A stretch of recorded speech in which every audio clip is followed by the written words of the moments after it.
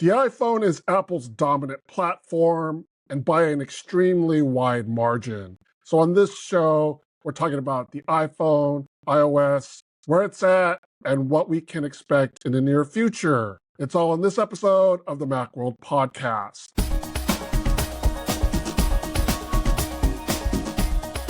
Welcome to the Macworld Podcast. I'm Roman Loyola here with Jason Cross. Good morning. And Michael Simon. Hello, sir. In the lead up to Apple's Worldwide Developers Conference in June, we're going over the state of Apple's major product categories.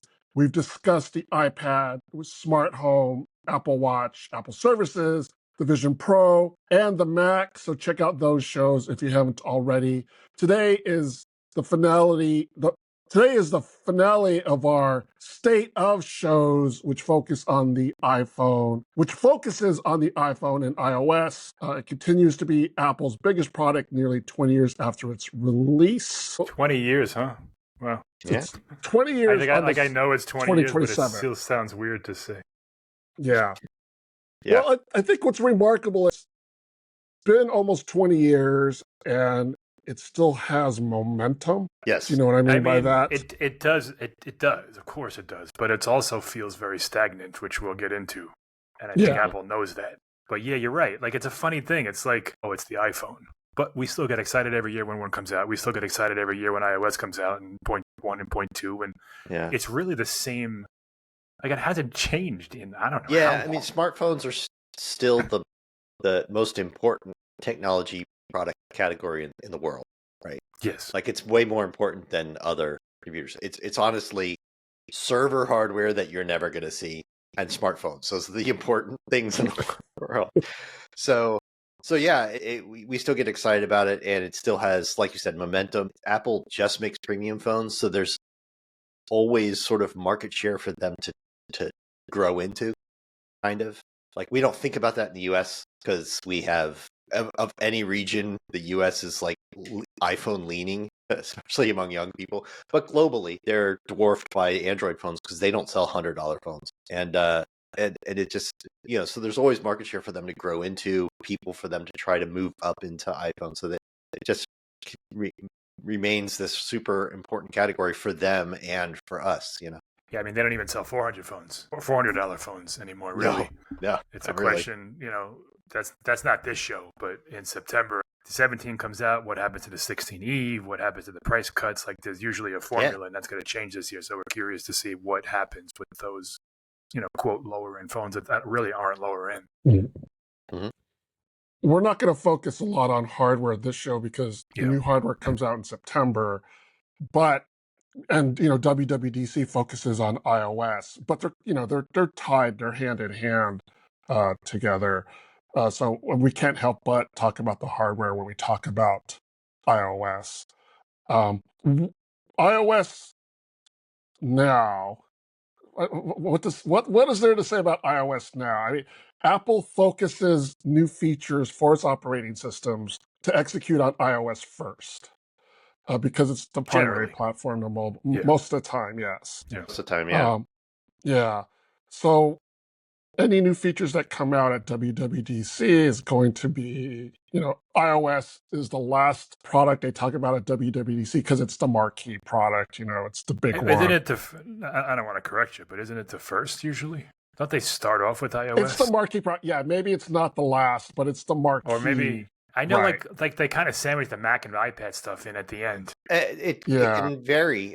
Sometimes they want to start with Apple Watch or something, something. Yeah. So it can change up actually a little bit. Yeah. The rhythm of WWDC is they usually start with smaller and then they get bigger and then they taper off. I mean, Vision Pro was a different kind of keynote, but it's also a new platform. So, and there was also Apple Intelligence last year that was like separate. It was a separate thing, but it was also all of the things. Yeah, like they saved it for the end, but it was iPhone, it was Mac, it was iPad. Like, it was all of the things, but they did it separately, which they probably regret at this point. So where they are with iOS 18, I mean, it's probably the most interesting thing to talk about because this is the first year in a long time that they really flubbed it. It's like when they made such a big deal about Apple Maps and it turned out to be terrible. Only it's much bigger, like not shipping a feature that they talked a lot with the new Siri. And the Apple Intelligence features that they did show and talk about turned out to be kind of a dud. Like they're not that great. So there's a lot of stuff in iOS 18 that isn't that, but those were the things they really leaned on. They promoted all of their phones as like designed for Apple Intelligence and all products, that. Really. Yeah, and Apple Intelligence has just not lit the world on fire. Like No. it hasn't hurt sales that it's bad, but it's nobody's. And they like by branding it Apple Intelligence. Yes. Like, so if you think of like ChatGPT, you don't necessarily think of OpenAI. If you think of Gemini, you don't necessarily think of Google. Apple put its name in the thing. Yes. Yeah. And then they failed to deliver on most of it. And what they did deliver wasn't great. So we're going to, like, will WWDC, will they address any of this at WWDC? That's the big question. Yeah. Yes. That's what I think a lot of us who watch this stuff want to know is, are they going to kind of admit their error? Or are they going to just move on like it didn't exist and talk about the new things coming up? I honestly think that's what they're going to do. I don't think one of the things that kind of lost with Steve Jobs was the ability to get on stage and say, oh, we messed up, but we have something so much better for you. Like they never do that first part. Apple has not admitted an error in a million years. They still talked about their like terrible keyboard that they had to like refund people's money and stuff. They talked about it like it was the greatest new thing.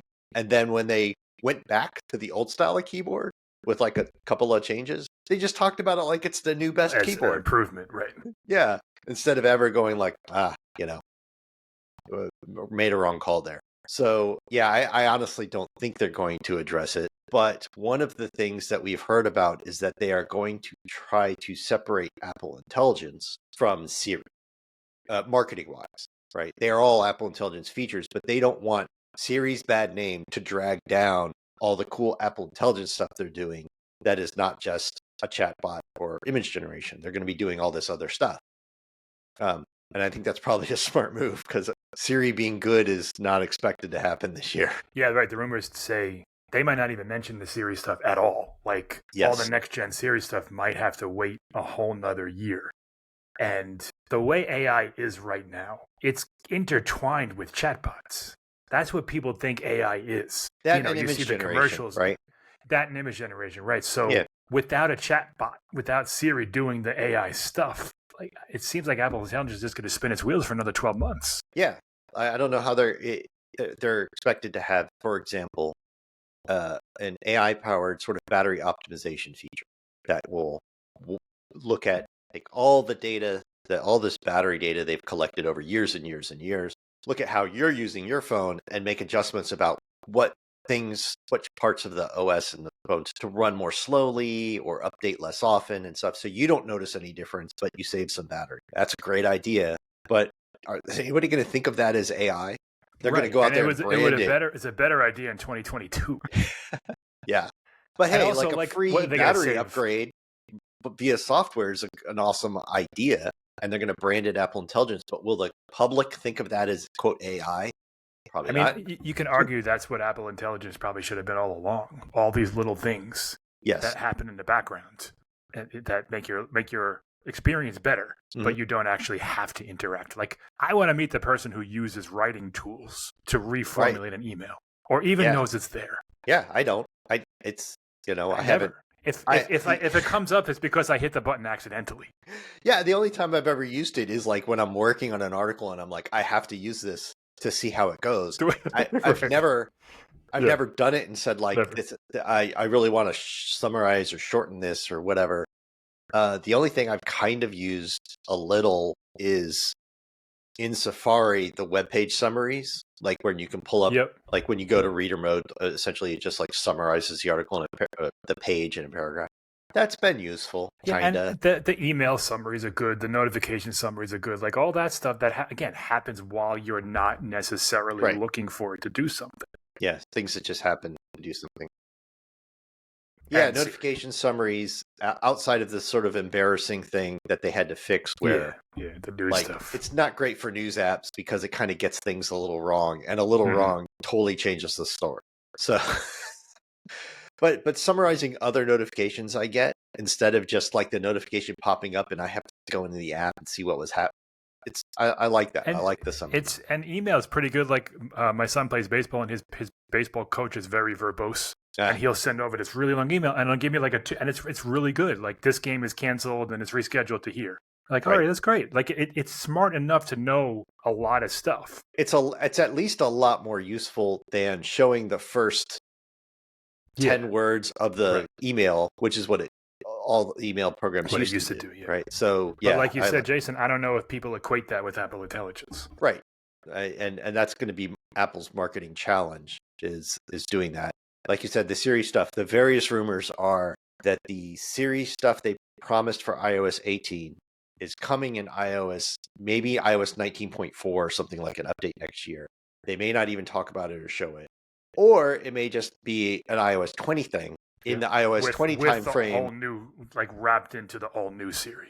Right. There's supposed to be a whole new Siri that's what people are calling LLM Siri, which is like one large language model where Siri is supposed to be conversational. Basically, what you get when you use the conversation mode with ChatGPT now, the voice mode, or Gemini's voice mode where you can talk to it and it understands. It would be weird if they did a segment in the keynote that was the same as last year. Like, oh, Siri's going to be contextually aware and see what's on your screen and work within apps. Like, we did all this. Like, you told us this already. Yeah. So the rumors are probably right in the sense that they'll just ignore it and then it'll pop up in 19.4 or 19.3 or whatever, whenever it pops up. And we'll say, oh, yeah, I remember that from a year and a half ago. Thanks. So I expect to hear a lot about Apple Intelligence in iOS 19 and throughout WWDC. Yeah. But I think we're not going to hear a lot about Siri. I think we're going to hear Apple, their push to make Apple Intelligence. It's going to do amazing things with your photos, and it's going to do battery stuff, and it's going to do all these other things. Will Apple mention Siri at all? Will Siri have any mention during the keynote, or will they purposefully say, "This is like the thing that thou shalt not be named," whatever that Harry Potter is? Yeah. I mean, good question, because we're out there going like, boy, it would be a bad idea for them to mention Siri and then not because they don't have anything to deliver. And we're also out there going, they need to take ownership of their failure and talk about how they messed up Siri and are going to fix it. Right. Those are opposite things. So yeah, I don't know how they're going to thread that needle at all. But I want them to. I actually want them to come out there and say, yeah, of course. We had this big idea for Siri. It was too ambitious. We are working on this great thing, and really make it clear that it's got no timeline. We're not promising it this fall. We're not promising it this date, but we are really working on this really great new advanced thing. Let us show you our work. And sure. Just they so did that that with the Mac Pro a bunch of years ago. Yeah, exactly. Before the latest model came out, there was that cylinder one that everyone hated, or the people who were supposed to like it hated. And they basically said, hey, listen, we know this isn't popular. We're working on a modular one that brings back all the stuff you like, just sit tight for a while. And then they came out with the iMac Pro as like a stopgap. So they could do something like that and say, hey, listen, we know you're waiting for Siri, but here's 7 really cool things Apple Intelligence is going to do in the meantime. It just seems weird to me to not say anything because it's the elephant in the room. Of course. Yeah, exactly. Yeah. But at the same time, what do you say? If you don't have something to do, if it's not right there, and say, here, we screwed up. Here's how we're fixing it. Well, that's the funny thing, because what would the best way to me to address it is to provide a demo, but they got in trouble a couple of years ago for providing fake demos. So you do a demo, and everyone will be asking, "Is that a real demo?" Yeah. So I mean, there's ways to go around it. They could really, it kind of wasn't a fake demo. It was stuff that worked in the lab. It wasn't a live demo. Right. It wasn't a live demo. Yeah. And I think that they could do something like show where they are with LLM Siri, like a little sample conversation, how it's conversational and has a unique voice and stuff like that, and say like, this is stuff we're doing in the lab.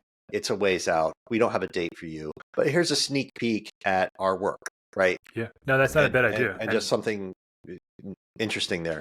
But it's not really something Apple usually does, but I think in this case, it would go a long way. I can't remember the last WWDC. They did not at least have a Siri section. Like even the years when Siri had almost nothing, they had a little brief thing where they talked about how Siri was 10 times more whatever than before and had more answers. And, it was even if it was really short. So it would be the first WWDC where they just don't mention Siri. I can't see it. Yeah.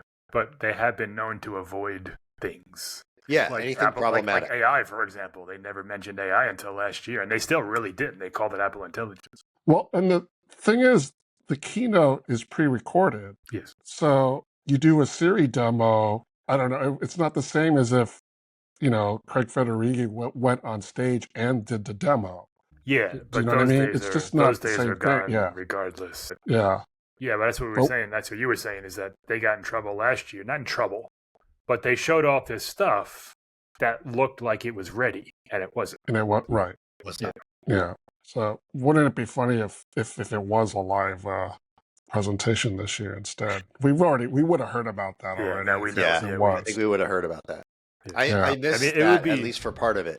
I really think that was, It would be cool if they started the show with like the glowing thing and Siri said something snarky or something. Like, address it right away. Or just like really failed. Like they kept saying they said something like Siri, start the presentation, and it did something else like it always does, like messes up. Right. No, that'd be great. They'll never ever do that. Never. That would be such a great way to kind of diffuse the situation immediately and then get going. Yeah. Yeah. So we're not expecting much about Siri. It'd be a nice surprise if something came up. But I guess the major change that we're hearing about is some major OS UI interface changes. Yeah. We've gotten kind of hints about it with the invite for WWDC. The imagery that they're using is, I guess, glossy, so to speak, or so we're expecting more. I guess the word is that the UI is going. I hate calling it Vision OS like, but I guess there's no other reference point, right? I mean, that's what everyone is kind of comparing it's not expected to be Vision OS. Right, that's why I hate using that. Right. But if you break down design features like transparency, this and whatever, things like that, then they're taking things from where they were Vision OS. Yeah. So yeah, like you said, it's not the best way to describe it to somebody, especially since not a lot of people have used Vision OS. Used it. Yeah. A better way to maybe see what they've got in store are their latest apps. The Invite app and the Sports app. The Invites app and the Sports app have some organizational structures and UI elements that people are saying that's kind of what to expect, right? Instead of the little row of tabs at the bottom like you have on Apple Music and stuff like that. Like those would be more indicative of where they're going. But it's supposed to be the biggest UI change since like iOS 7. Yeah. Well, I mean, it hasn't really changed all that much. No, they keep adding all these things. Wholesale since then. Yeah. There hasn't been a big wholesale change, like you said. They add lock screen this and that, they did this last one. You could tint all your icons and there was dark mode screen. They keep adding stuff, but like really looking different is going to be new. And it's going to impact a lot of people because one, there's a lot more iPhone users now than there were then. But also this is supposed to be a key goal of this is that the iPhone, the iPad, the Mac, even Apple TV, even Apple Watch, they're all going to get this change all at once where they're going to look and act more the same so that people can move between devices without relearning how they're different so much, right? Not that they're not all that different now, but what they're saying is that so if iOS gets, I don't know, transparency, then Apple Watch and Mac OS will have the similar or maybe the same exact way that you look at Windows, the way that you use Windows. But there's still inherent differences between all the operating systems. So I'm really interested to see how they do this, because there is you know, you look at the Mac and it's clear that it's made by the same company that makes an iPhone. Like there's enough overlap there visually. But I'm really interested to see because they've never done that. When they did iOS 7, it was iOS 7. And at the time it was also iPad because they had the same operating system. Mm-hmm. But the Mac over the years took some elements of it gradually. But they've never said, this is our new design language across all of our platforms, and this is what it's going to look like. Yeah, so that's a big deal. We don't really know what it's going to look like. There's been some like rumor videos and preview videos out there where they do these mock-ups, but that's even those kind of show the home screen. They don't show how things are going to work differently. They've over time changed the gestures and methods by which you like multitask, lock your phone, all these things. Like all this stuff is up for grabs. We really don't know what's going to be different. So that's a big deal. That's going to be. It's actually kind of exciting just to that for a change. You'll update your iPhone and it'll be radically different. And how are they going to communicate that to people? The last time Apple did that in 2012 with iOS 7, people were angry if they weren't following WWDC and they didn't know that it was because iOS 6 to iOS 7 was insanely different. Like, I don't know how many people listening to this had iPhones back then or remember it, but it was dramatic. Like it's like the most dramatic change you're ever going to see in an operating system. They just went all out. Yeah, every icon looked different. The way the lock screen worked different. Instead of that slide to unlock, they had the lift and so like everything. Yeah. Everything was different. Everything from top to bottom. So I don't know if it's going to be quite as dramatic as that, but Gurman does say like it's going to be pretty major. Like no one's really sugarcoating this. Like it's a big change. And now you can argue, is this really what Apple needs right now? I mean, I don't know if they do, but maybe this is the next step towards getting everything universal, getting Apple Intelligence to be more of a seamless part of all these operating systems integrated together. Like, I don't know. Or are they just putting, what do they call it, lipstick on a pig and, just getting you to look at it differently? We'll see. Yeah. There's supposed to be a push to, and we hear this, I think, every year, to make it like less glitchy, a little more solid, a little more reliable and optimized. I feel like we hear that every year, but we do. But we heard it again this year. It's not bad. No, it's like actually iOS pretty stunning. It's really good. It's really good. But there are bits across the OS that aren't always, expected behavior. There's some crashes here and there. There's some lag here and there. But for the most part, it's pretty. The fact that they ship these things to like 1 billion devices at once and it all works is pretty crazy. I know. Over years, like sporting like 5-6 years worth of iPhones and stuff. Yeah. As for specific features that we've heard about, one of the ones, it came to mind because Mike was talking about things we may not necessarily need or stuff. A rumor that Stage Manager is coming to the iPhone. Mm-hmm. Don't know if I don't know if anyone's excited about that. There are times. Yeah. There are times when I miss the ability to so I covered Android for a while, and they've had split screen and multitasking on like one screen for a while. Occasionally, I'll miss the ability to do that.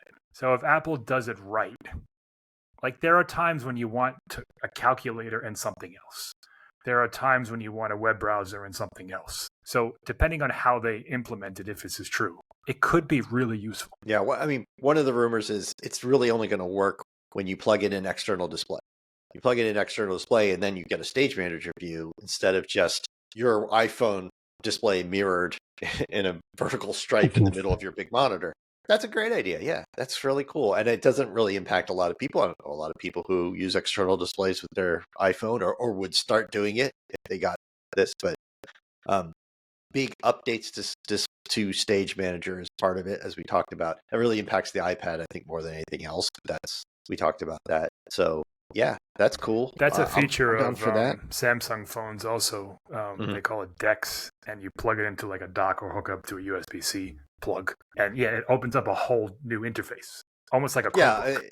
It's essentially a Linux PC. Yeah. So it's not expected to be that far, but Apple does that, but they are expected to. Yeah, I'm down for some version of Stage Manager on iPhone. There's supposed to be a new camera app that, again, all taking the cues from this new design language, with a lot of sort of glossy elements and simplification, using more of the screen, all that. There's supposed to be AirPods live translation, another thing that we had on Android phones for Yeah. I don't know, 5-6 years. I don't know. Is that a feature or is that an AirPods Pro 3 thing? It's supposed to be I guess we'll see. A current AirPods thing. AirPods Pro feature. Not just Pro, just supposed to be all of them. Okay. Yeah, because all it does is listen to you and listen to them and feed your. Really, what it is the Translate app on your iPhone would do translate in real time, and it's just using your AirPods as the mic and the speaker, right? Yeah, that's Jason just said it. Pixel Buds, like the first gen Pixel Buds had that. First gen Pixel Buds had that. The Samsung Buds have it now, and something like it's been around in the Android sphere for a little while, but maybe Apple have some cool, more polished twist to it or something. Is there a reason why that feature needs to be tied to AirPods? Like, for instance, can you use them with Beats? Or yeah, I don't know. Tied to the firmware. The hearing protection stuff is AirPods Pro. I mean, I don't know. They could easily lock it to AirPods. I don't think it's because it's Apple. I think just the translation stuff, I don't think there's necessarily a reason why it would be AirPods only, except that it's like just going to invisibly talk to the Translate app on your iPhone, essentially. But there's no reason any other headset, anything else with a mic and earbuds wouldn't do it. And it works with all these earbuds. What I'm guessing is it's going to be AirPods and Beats only. Most of the Beats stuff gets, or at least certain Beats, the Beats with H1, H2 chips will get it. There's a recent rumor that Apple's working on a gaming app. Can you explain this app to me a little, Jason? Because I'm a little confused as to what makes it different from Apple Arcade. Remember when they had Game Center as an app and then nobody used it and it went away and just became in settings? Well, they're basically bringing it back. Except, I wonder when they do this if what's going to happen is, like, right now games and arcade are separate main categories in the App Store. I wonder if those will go away. So the idea is that this will combine essentially App Store listings for games, Apple Arcade. It'll have the editorial content you find in the App Store for games, the editor written stuff about new games and everything. That'll be in there. And then it'll also tie in all the Game Center stuff, like your friends list, your achievements, communications, stuff like that. So they're throwing that all into one gaming app and pre-installing it on all their platforms. I guess that's probably the biggest deal about this, is that's going to be on Apple TV. It's going to be on Mac. The Mac version is said to even work with games that are not downloaded from the App Store. So it'll be like a launcher for your games that you got from Steam or whatever. Or just direct download. I want to hear a lot more about it. We want to see what it looks like, but also, are they doing what's necessary on the platform side with developer APIs and stuff to make this something that developers can easily look into? Can it support multiple people playing at once? And so, there's a lot of stuff that they don't do in Mac, and not Mac, in iOS gaming and Apple TV gaming and stuff like that. The consoles have all done a long time ago. Whatever this app, whatever this app looks like it's got to move the needle. Like, it's, how many years ago did they introduce Metal? Like they've been trying for so long to get gaming off the ground on the Mac in all these kind of disparate ways. Yeah. And, call me cynical, but this seems like another failed attempt based on what I'm reading about it. Yeah, they'll do anything other than sell you an affordable Mac with a good GPU. Right. Like, it's the one thing they really need to do to move the needle. It's the thing that gets me is, like, Apple wants to be a force in gaming, but they already are the force in mobile gaming. Like, they've wrapped up the mobile gaming market. The market they haven't tapped is the serious gamers, the AAA titles, the really, like, the stuff that you see TV ads for, like, that are really big. They don't get many of them. They come in late. They don't perform as well. There's a million things about it. And they keep making a stab at this. Every few years, there's some new stab at this, and it never takes on. We've talked about why a million times, but this is like their latest thing. I'm just wondering if there's more to it than this gaming app. Are they also doing other things? That would be very interesting. I mean, we're at the. It seems as though we're at the point with Apple Silicon and the MacBook where the titles that release for, like, say, Grand Theft Auto, that's a PC game, right? Is that PlayStation? Eventually, it comes out on consoles first. Okay, and then it lands on PC. Why is there any what technologically or technically precludes that from arriving on the Mac on day one? Money. Right. It's just money. Yeah. Like you have to go to Take-Two, if not day one, then whenever it comes out for Windows, right? Like for it to come out on Windows and Mac, what do they need to do? Well, they need to pay. Take-Two's not going to do all the effort to do that. You have to code things differently. It's a whole other platform to QA and all this other stuff. They're not going to do that unless it sells enough on the Mac, and it doesn't. So Apple has to roll up to them with a check and say, well, we'll pay you to do that. And they have to do that times a bunch of apps. There's other ways they could tackle this, though, and this got me thinking. This gaming app got me thinking. There's Steam Deck and the SteamOS stuff work. It's Linux, and it runs Windows games through a translation error called Proton, and it works really well. It's not every Windows game, and there's sometimes problems, and there's a compatibility list on Steam, but it gets you a lot of the way there without game developers having to write Linux versions of apps and support OpenGL and stuff like that. They can just do their DirectX games, and it's been a massive success. It took a while to get there, but Steam Deck is huge, and it runs a lot of stuff, and people are super happy with it. And there's a tool that Apple has that is very similar, not quite as good, but it is meant for developers to use translation to run their, PC-based apps on Mac as a way to, not to publish them that way, but as a way to get started making a Mac version of it. It's a developer tool, and it's tricky to do, but it works pretty well. And I can see them essentially having a gaming version of Rosetta, is what this is, right? Yeah, I was literally just going to ask that. Yeah, it's very similar to Rosetta, except it's for games specifically and tackles gaming APIs and graphics stuff and everything. Wouldn't that would be amazing? Like if they had a compatibility list like they do for Rosetta and just used a translation layer, Proton for Mac essentially, and now you can run all your PC games without the game developers, not all your PC games, but many, many PC games. And the game developers don't have to make a Mac version. Maybe it doesn't run quite as well as native. Maybe it doesn't want, but it's going to get you hundreds and hundreds and hundreds of titles. So maybe that's part of this. Maybe that's a part we haven't heard about yet, right? Maybe that's what this gaming app is all about. It seems silly that they would come out with like basically Game Center 2.0 in 2025. Really? Like, I don't think anyone's asking for that. And if it's on every platform, then we're talking about more than just, Candy Crush and What's Golf or whatever it is. Like, these are higher end or a broader category of games. So yeah, that seems like a perfect solution, especially since the technology exists already. It exists. Yeah, it even exists on Mac as a developer tool. That's just not quite good enough and polished enough. But if they've been working on it really hard for the last year, just like Valve took a long time, kind of Proton 2.0 was where it got really good, and then they made Steam Deck, and now everybody is rushing to make a Steam Deck competitor over on the Windows side, because it just works well enough, gives you enough performance, enough compatibility to just open up this big, huge world of games. So I got to think that there's got to be a way that Apple can do that. Yeah, and listen, you're never going to get hardcore Windows gamers to switch to a Mac. That's not the point of this. The point is to allow all of the gamers, whether they're, hardcore gamers or they're just casual gamers who already use a Mac, a reason to stay.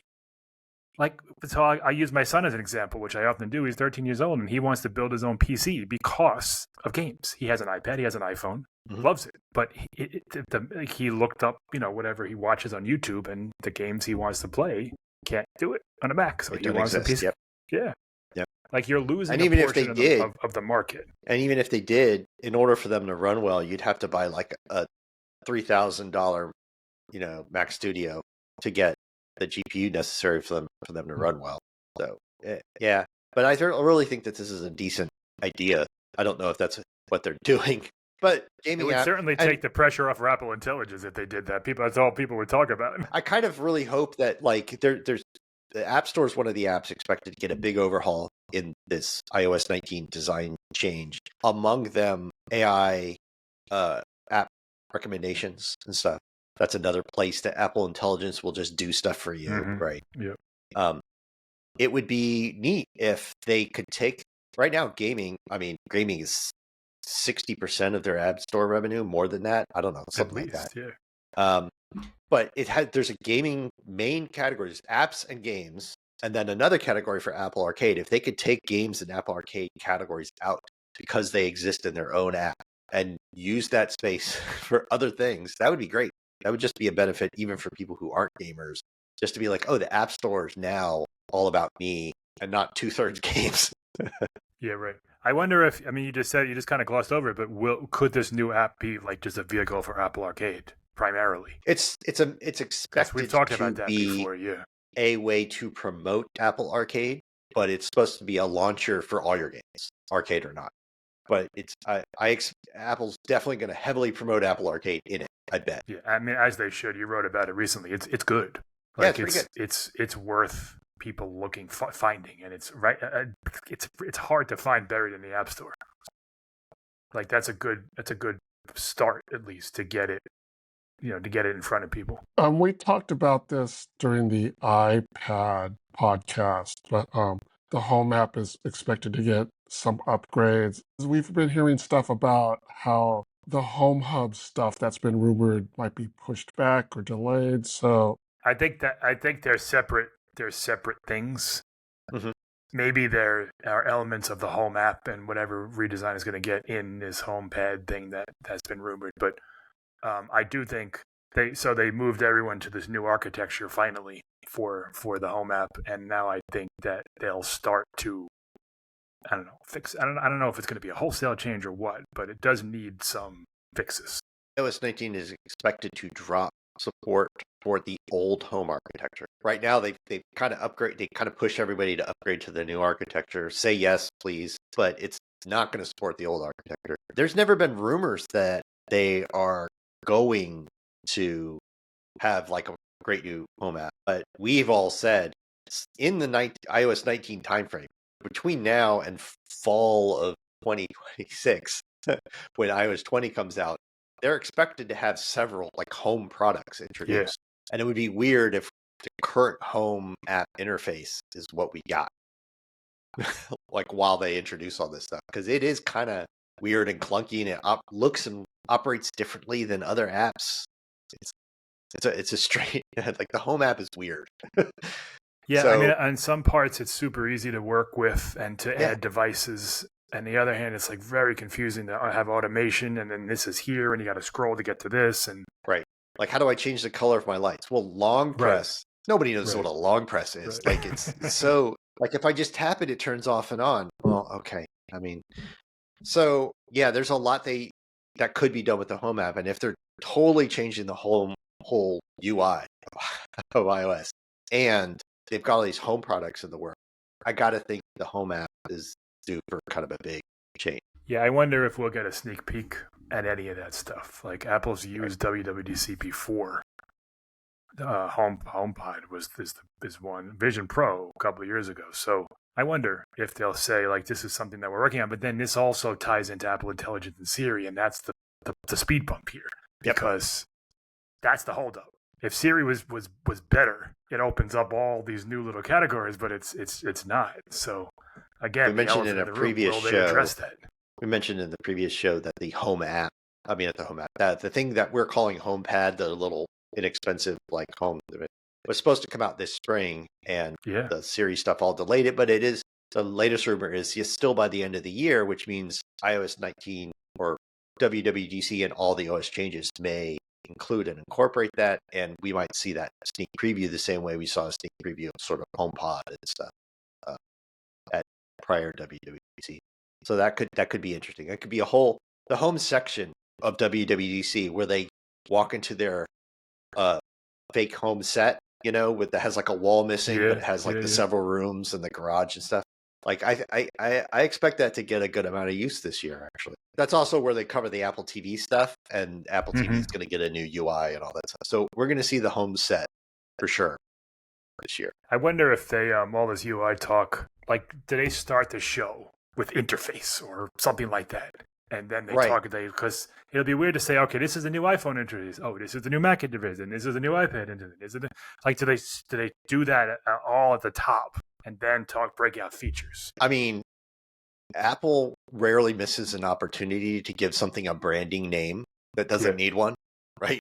Like, so it would not surprise me if this new interface gets a name, and some Apple name, and they talk about Aqua how it applies. And those were kind of not public-facing names, right? But a more public-facing name like Aqua and stuff was, and then they talk about how it applies to all these different platforms. Yeah, that's actually I bet they totally do that. We'll talk next week about what we think those names are going to be. Right. I need time to think about it. I know we earlier talked about Apple Intelligence and AI, and I thought we were done with it, but there is kind of one major feature that I guess it's unavoidable. You can't avoid AI and Apple Intelligence, and that's the rumored battery life feature that Apple will be using AI to help you manage your battery a lot better. Yeah, Jason talked a little bit about this earlier. There's two parts of this. One, it's supposed to like kind of analyze all of the apps and the times you use your phone, how you use your phone, when you use your phone, to conserve battery when you're not using it, shut things down, lower performance, things like that. And the other part is when you're charging, it's going to estimate how much is left in a charge. Yeah, how much time is left? That feature's been on Android since like 2009. That's hardly universal. That's hardly revolutionary, but it'll be nice to have.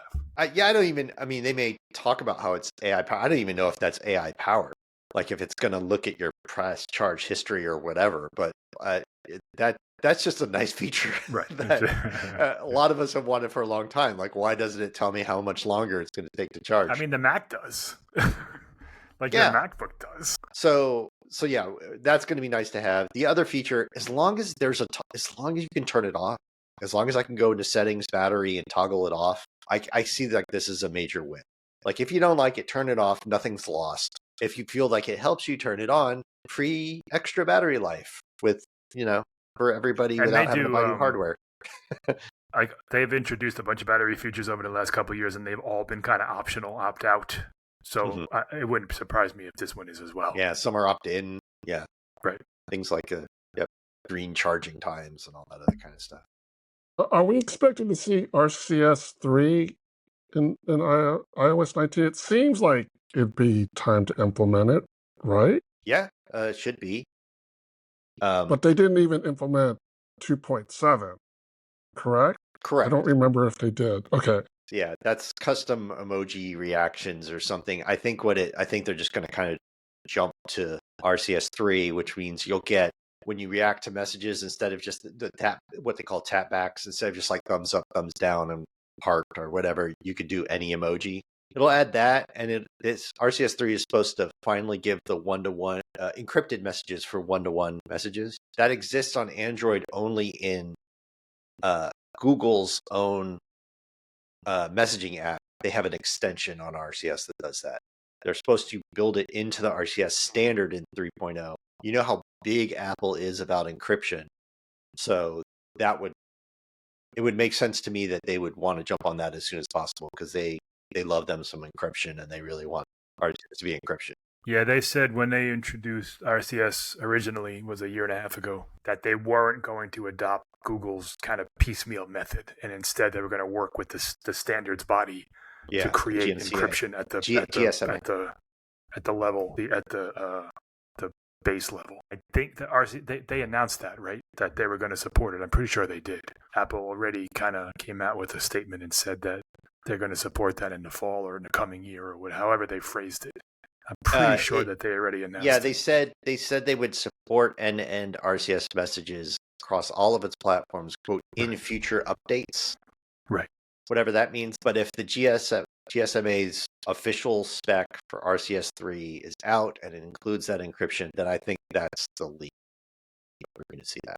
So that's the two big takeaways, though, for Apple users is that your RCS messages with Android users will have tapbacks that use any emoji and be encrypted as long as they're not grouped yet. The tapbacks with any emoji, that's you can do that. What's it? That's an iMessage feature now. Yeah, messages. But it doesn't work with Android. Okay. With Android, you just have the standard tapback set of like thumbs up, thumbs down, heart, and laugh or something, whatever the 5 or 6 tapback. I use those stupid things all the time. Oh yeah. Like, I never use them, but everybody else uses them with me all the time. So. Yeah, I don't think a lot of people use the custom emoji one. You have to it shows you the standard 5 and then a little dot. An extra tap, an extra tap, and nobody does an extra tap. Apple actually previewed a few iOS 19 features when they announced several new accessibility features. These accessibility features are actually pretty cool. They always are. They seem like they're very helpful. Yeah. Like, for instance, the App Store will now have what they call accessibility nutrition labels, so you can get an idea of, I guess, how much support you can get from an app. Accessibility-wise. It's kind of like the privacy nutrition labels they have now. It's just going to break out before you download it. How it works. Does this support voiceover? Does this support does this support captions, stuff like that? Yeah. Right, and if you need one of those, it's somewhat important before you download it to know if it will support it. I'm not going to go over all of them, but some other features include Braille access. There's a new accessibility reader. Reader view with font options, big fonts options and stuff. I like the what do you call it? The reader view for Mac, which uses your phone as a camera, but then gives you you can point your iPhone at a book page or something, and then get really big text on your Mac, and that's sort of an AI thing, where it's doing optical character recognition live from you can use it as iPhone. like a telescope almost. Like you zoom and it'll show you on your Mac screen. That already works. That already works on the iPhone, right?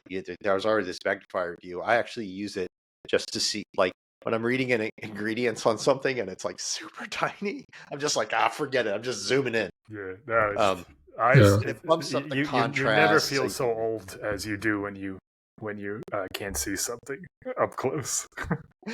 Yeah, but they're building that into the Mac using that iPhone camera, and they're actually building that into Vision Pro as well, where you just have this super zoomed in middle section where whatever you're looking at has a super magnified section. Kind of cool. Anything else about iOS 19, what we're expecting and what you guys are hoping for, anything like that, just to kind of wrap this all up? I mean, the big one is, how often does Apple just really overhaul the interface and to do it across all their things as one unified platform across all their devices? That's going to be huge. I can't wait to see it. Me too. I can't wait to see. I think it's going to be how it looks, but works. I think that's got to be a large portion of this keynote, because it's all devices. It's going to, from what we read, it's all apps. It's not just here's a new wallpaper. It's a fundamental change to how you use this stuff. So we'll talk about this next week again in our overall WWDC preview, but this has the potential to be one of the biggest WWDCs in recent memory.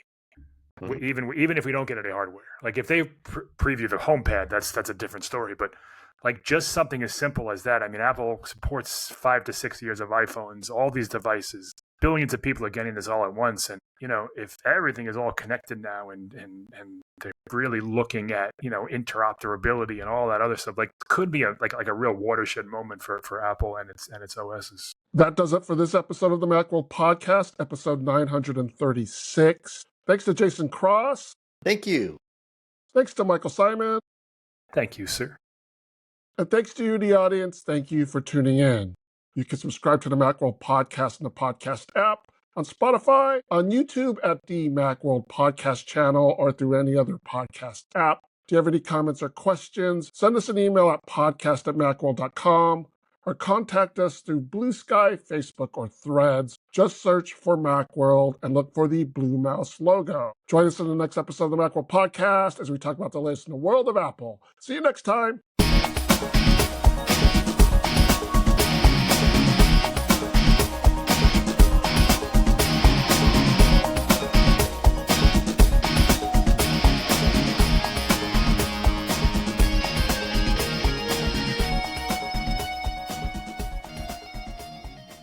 Have either of you guys seen, is it Gorge? Is that the name of the movie? The Gorge, that was yeah. freaking horrendous. Do not even. Oh, was That it? was one of the worst movies I've ever seen. One of the dumbest premises ever. It was so bad. I thought about seeing. I mean, listen, if you're tired one night and you have a bag of popcorn, go ahead, but don't expect it to be worth your time.